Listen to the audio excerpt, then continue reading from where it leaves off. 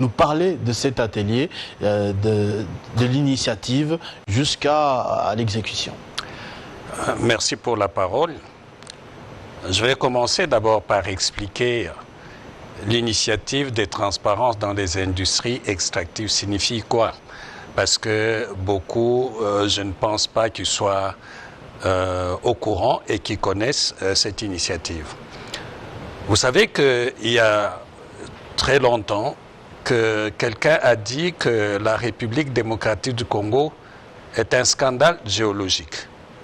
Ce qui est vrai parce que nous avons des ressources naturelles un peu partout, et particulièrement dans le cadre du secteur minier. Mais en même temps aussi, la République démocratique du Congo est un scandale de pauvreté. Comment se fait-il qu'un pays qui est riche en ressources naturelles soit aussi un pays parmi les plus pauvres du monde? D'ailleurs, on dit que c'est notre malédiction. Exactement. Et c'est pour ça qu'on dit parfois qu'il s'agit du paradoxe de l'abondance. Plus on a des ressources, moins on est développé, mais c'est aussi la malédiction des ressources. On se dit que plus on a des ressources, plus on a des guerres, plus on a des problèmes, c'est que nous sommes maudits. Mais je ne suis pas dans cette perception-là. Vous êtes dans les solutions. Oui, parce qu'en fait, il s'agit tout simplement de la question de gouvernance. Il ne s'agit pas de la malédiction. Maintenant, pour sortir de cette situation, on a pensé qu'il y avait plusieurs problèmes. Et le plus important, c'est que dans les secteurs des ressources naturelles, particulièrement dans les mines, il y a l'opacité. Ça veut dire que les entreprises sont au courant de ce qui se passe, l'État est au courant de ce qui se passe dans ces secteurs, mais les populations ne connaissent absolument rien du secteur extractif. Alors, qu'est-ce qu'il faut faire? Il faut prendre les informations de ces secteurs, les mettre à la disposition des citoyens pour que, étant au courant de ce qui se passe, qu'ils demandent des comptes aux gouvernants. Comment vous gérez les secteurs? L'argent qui vient de là, comment est-ce qu'il est géré? Et c'est pourquoi on a mis l'initiative des transparences des industries extractives en place. Et cette initiative a pour principale mission de pouvoir prendre les informations du contexte, les informations sur ce que les entreprises payent, ce que l'État reçoit, de les mettre à la disposition des citoyens. Et dans le cadre de son fonctionnement, vous avez trois parties prenantes. Vous avez les entreprises extractives et dans le cas de la République démocratique du Congo, vous avez les entreprises minières, vous avez les entreprises forestières, les entreprises pétrolières, je voulais dire. En dehors des entreprises, vous avez les institutions publiques, le gouvernement et le Sénat et l'Assemblée nationale. Et à côté de ces deux, vous avez les organisations de la société civile. Et à des périodes fixées par le Conseil d'administration international, parce que l'ITIE, c'est une initiative internationale dont l'intégrité est vérifiée régulièrement dans les pays de mise en œuvre par le Conseil d'administration. Et pour ce qui concerne la République démocratique du Congo, notre pays va être évalué en 2026, en janvier. Mais entre-temps, chaque partie prenante peut évaluer sa participation à cette initiative. Et dans les cas d'espèce, l'évaluation dont vous avez parlé, l'atelier en question, était orientée vers l'évaluation de notre participation, nous en tant que société civile, à cette initiative.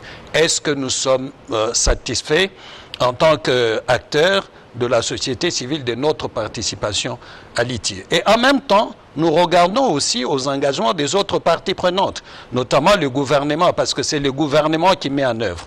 Vous l'avez dit, notre pays a souscrit à cette initiative en 2006, avec la déclaration qui avait été faite par le vice-président, M.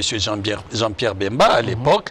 Et aujourd'hui, nous avons plusieurs années dans cette initiative. Et la dernière évaluation de la République démocratique du Congo date de 2022, où nous avons eu, en termes de gouvernance des ressources naturelles, nous avons eu 85 points, ce qui est énorme.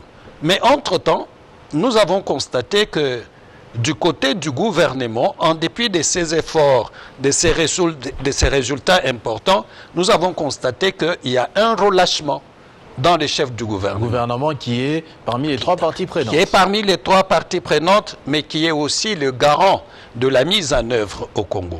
Et dans ce cadre-là, le gouvernement a plusieurs engagements, notamment mettre des ressources à la disposition, des ressources financières bien sûr, matérielles et logistiques à la disposition du comité exécutif qui est l'organe qui gère l'ITIE en République démocratique du Congo, mais aussi permettre à ce que les autres parties prenantes, les entreprises et la société civile travaillent dans un environnement où la liberté d'expression, la liberté d'association et la liberté d'opération sont garanties.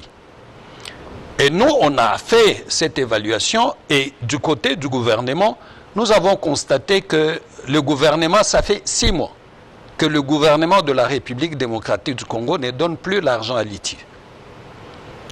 Or, nous avons un plan d'action et le plan d'action, c'est en fait les tableaux de bord où on a repris les activités qui vont être mises en œuvre pendant une année avec un budget. Et c'est sur base de ces activités-là, dont la principale est la production chaque année d'un rapport ITIE dans lequel on essaie de photographier tout ce qui se passe dans ce secteur. Le gouvernement ne donne pas cet argent. Et là, il faut vraiment mettre en cause 2 ministres importants, c'est le ministre des Finances et le ministre du Budget, qui constituent aujourd'hui comme un blocage au financement de l'ITIE. Pour quelle raison? C'est ce que nous devons tous chercher à savoir pourquoi l'ITIE n'est pas financé. Et vous avez remarqué ça à partir de quel moment? Non, on l'a remarqué il y a 6 mois. Nous avons plusieurs fois. Récent. Oui. On va dire c'est ce gouvernement. Parce que 6 mois, ça coïncide Oui, justement avec... exactement. Mais il faut dire que les difficultés ont commencé un peu plus avant. J'allais dire en 2022, c'était 85, oui, tout était correct. Exactement. Bon, il faut dire que sous le régime du président Kabila, l'ITIE recevait régulièrement de l'argent pour la mise en œuvre. Et vous savez que le président Tshisekedi a orienté son action politique sur l'état de droit. Et vous savez que la transparence dans l'état de droit, c'est un maillon très important. Et c'est pour ça que nous, on est étonnés que dans ces contextes, qu'on ne permette pas à l'ITIE de fonctionner normalement. Les bureaux de l'ITIE aujourd'hui n'est plus opérationnel. Le site internet de l'ITIE n'est plus opérationnel. Les agents qui travaillent pour les comptes de l'ITIE ne sont pas payés. Mais nous venons d'avoir des informations selon lesquelles le gouvernement vient de libérer, on a eu cette information avant d'arriver à cette émission, que vient de libérer une partie, plus de la moitié des sommes attendues pour le fonctionnement de l'ITIE. Mais ces sommes qui sont libérées, déjà nous disons que c'est une bonne nouvelle que le gouvernement ait pris cette initiative, qui est arrivée d'ailleurs après la déclaration que nous avons faite, où nous avons vraiment mis en cause... À l'issue de cet atelier. Exactement, où nous avons mis en cause le gouvernement par rapport au financement de l'ITIE. C'est une bonne chose, mais nous ne sommes pas satisfaits parce que l'argent qui vient d'être dégagé ou décaissé va tout simplement servir au fonctionnement.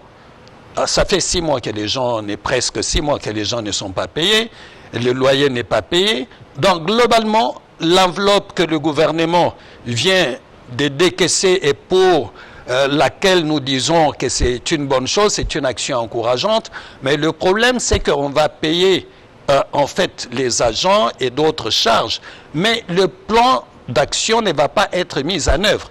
Le gouvernement a l'obligation non seulement de dégager l'argent pour les agents, pour les fonctionnements, mais aussi pour la mise en œuvre des l'ITIE. Si je comprends bien, cet argent, c'est de l'argent que l'on prend auprès de l'autre partie prenante, c'est-à-dire les entreprises extractives. Oui, je dirais oui et non. Oui, dans le sens que quand on paye par exemple les impôts, on paye les taxes, ça va dans un basket commun. Et c'est dans ces baskets où vous avez l'argent, par exemple, du ministère des Transports, l'argent, en fait, de toutes les taxes qui sont payées à l'État, qui sont perçues par la DGI, la DGRAD, la DGDA. C'est dans ces baskets-là où on puise un pourcentage pour donner à l'ITIE. Est-ce que c'est énorme? Est-ce que non. il y a besoin d'énormément des fonds pour travailler convenablement? Ou bien c'est juste la mauvaise foi, on veut bloquer votre travail?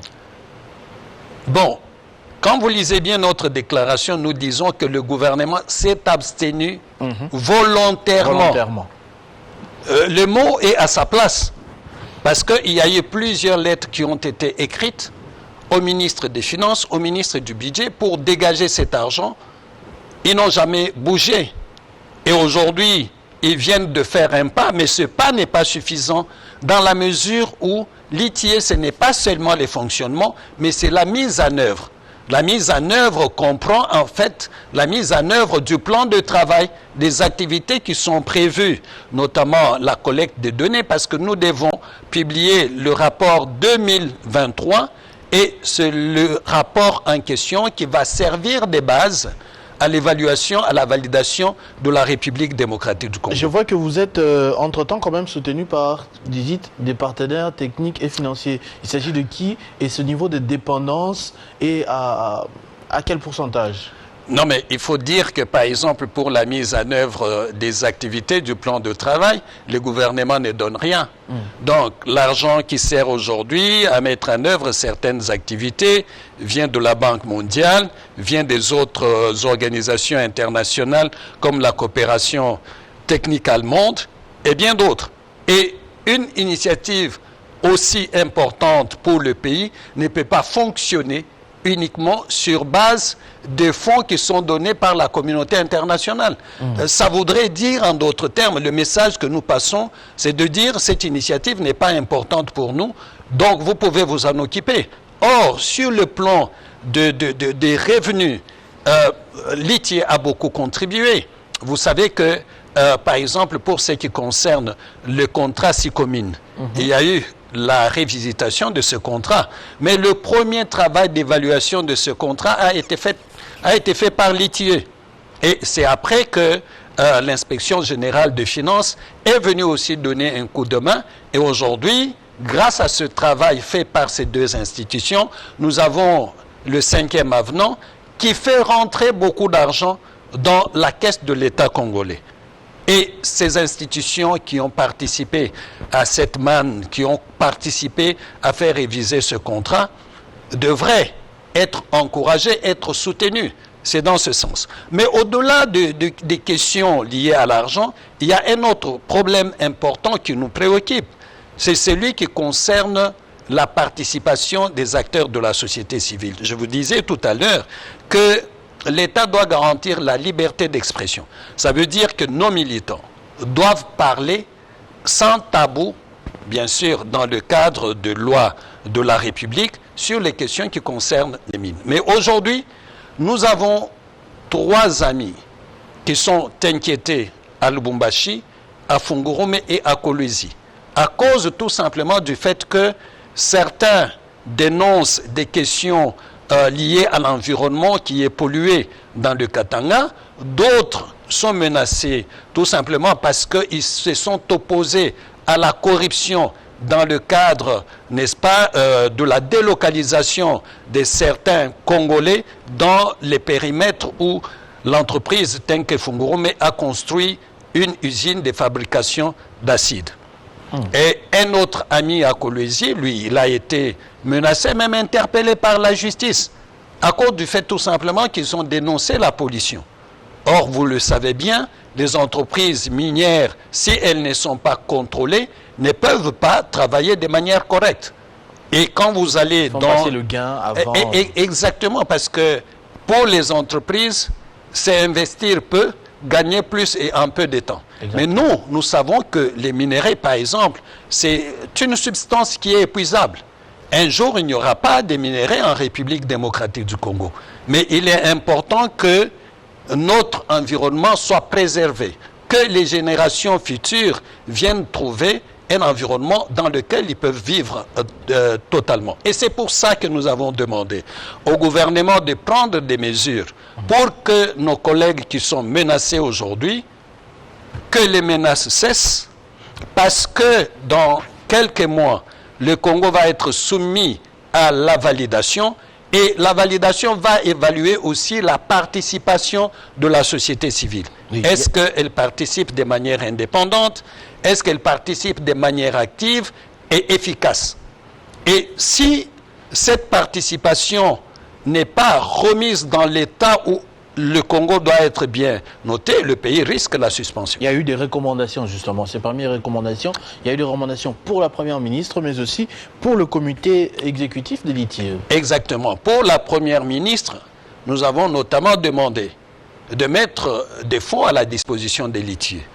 Mais il y a une question que je n'ai pas abordée, c'est que en 2009, la République démocratique du Congo a pris un décret qui crée, organise et fait fonctionner l'ITIE. Donc, si vous partez de 2009 à aujourd'hui, il y a beaucoup de choses qui se sont passées. La norme ITIE, qui est le standard qui permet d'évaluer la gouvernance et la redevabilité dans les secteurs des ressources naturelles, a vraiment dépassé ces décrets. Et depuis 2012, nous avons commencé à discuter de changer ces décrets. Parce que ces décrets est en retard par rapport à la norme actuelle, mais aussi en retard par rapport aux pratiques même du comité exécutif des litiges en RDC. Et je vous assure que jusqu'aujourd'hui, ces décrets, depuis 2012, qu'on discute de ces décrets, aucun Premier ministre ne l'a signé. Et nous avons demandé à Madame la Première ministre de pouvoir signer ces décrets pour permettre quand même que notre pays ait un outil de gouvernance de litiges adapté à la situation internationale, mais aussi à la situation actuelle. Et au comité exécutif, nous avons insisté sur le fait qu'il faut que le comité exécutif prenne des mesures qui protègent les acteurs de la société civile dans le cadre de leurs activités. Et là, les collègues dont je vous ai parlé sont inquiétés à cause du fait que leurs activités dans les secteurs extractifs dérangent certaines entreprises ou certaines personnes. Or, la norme ITIE exige à ce que les acteurs de la société civile que nous sommes, nous puissions user de notre liberté d'expression, mais aussi de la liberté d'association. C'est-à-dire que nous puissions être à mesure, comme on l'a fait lors de l'atelier. Vous voyez qu'il y a eu plusieurs organisations qui se sont mises ensemble. Il y a eu aussi des journalistes, étudiants. Exactement. Oui. Exactement. Et vous voyez, il y a une diversité de participants. Pourquoi? Je le dis souvent. Aujourd'hui, vous ne pouvez pas gérer, en tant que président, ministre ou qui que ce soit, le pays sans maîtriser les secteurs des ressources naturelles. Parce que tous les problèmes du Congo viennent de là et viendront toujours de là. Et c'est pour ça que tous les Congolais, que vous soyez autorité ou simple citoyen, vous devez maîtriser les secteurs des ressources naturelles. Nous allons vers le monde virtuel. Et vous savez que dans le cadre de la transition énergétique, par exemple, la République démocratique du Congo a beaucoup de matières qui rentrent dans cette transition. Ça veut dire que la guerre que nous avons aujourd'hui, elle n'est pas la première et elle ne sera pas la dernière. Pourquoi? Parce que les minéraux que nous avons, les ressources que nous avons, vont attirer toujours des combats, vont attirer toujours des rivalités parce que les gens voudront le prendre de force. Donc il est important que d'abord les citoyens, au-delà d'avoir les forces armées vraiment performantes, il est important d'abord que les Congolais eux-mêmes maîtrisent qu'est-ce qu'ils ont et quels sont les risques que nous courons avec toutes les richesses que nous avons aujourd'hui. Ça c'est très bien. Merci en tout cas de nous avoir éclairé quant à cela. Est-ce qu'il y a une prochaine étape, un message à lancer au public Non, les messages que je puisse lancer d'abord aux autorités, c'est que la transparence, elle est importante parce que c'est elle qui garantit la confiance entre les citoyens et les dirigeants. Dans un régime où il n'y a pas de transparence, il n'y a pas de confiance non plus. Quand un régime est transparent, on peut alors lui faire confiance parce qu'on met tout sur la table, chacun peut voir et chacun peut se décider. Et donc, appuyer la transparence, appuyer l'ITIE par le gouvernement, c'est quelque chose de crucial. Parce qu'un pays qui méprise la transparence, ce n'est pas un pays civilisé à notre époque aujourd'hui. Et cela a des conséquences dans la mesure où les investisseurs sérieux ne viendront jamais dans un pays opaque. Les investisseurs sérieux ne viendront jamais dans un pays qui ne fait pas d'efforts pour aller vers la transparence. C'est vrai que nous avons la cotation dont je vous ai parlé, les scores dont je vous ai parlé, de 85 points dans la dernière validation de notre pays. Je pense que nous avons l'obligation de maintenir ce pourcentage, mais aussi d'aller plus loin, pour que quand même, dans un domaine donné, qu'on dise que la République démocratique du Congo a des bonnes performances. Maintenant, aux Congolais que nous sommes, nous devons militer pour la transparence. Nous devons militer pour la transparence parce que c'est important.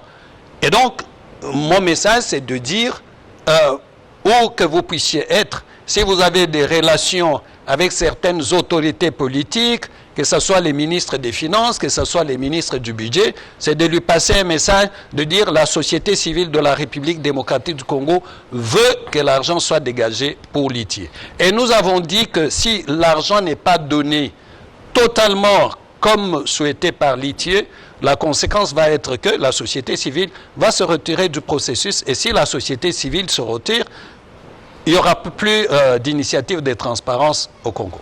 Merci beaucoup, Président Katende Jean-Claude. On retiendra que la transparence, comme vous l'avez dit, est un pilier important, si pas essentiel, dans l'état de droit, c'est-à-dire le mode de gouvernance prôné par le Président de la République actuelle. Donc, il serait plus que normal que l'initiative pour la transparence dans les industries extractives soit soutenue convenablement par le gouvernement de la République. Merci beaucoup. Exactement, merci. De votre intervention dans ce Kinshasa direct. On se retrouve prochainement et on espère que la situation va se régulariser de l'autre côté. On espère. À tous et à toutes également, merci de votre attention soutenue. Il est 18h50 sur. Donc dans 10 minutes, vous allez avoir la grande édition du journal de Joël Iselona avec les titres présentés tout à l'heure par Moïse Tchamala. Entre-temps, portez-vous bien, bonne suite de programmes sur Télé 50.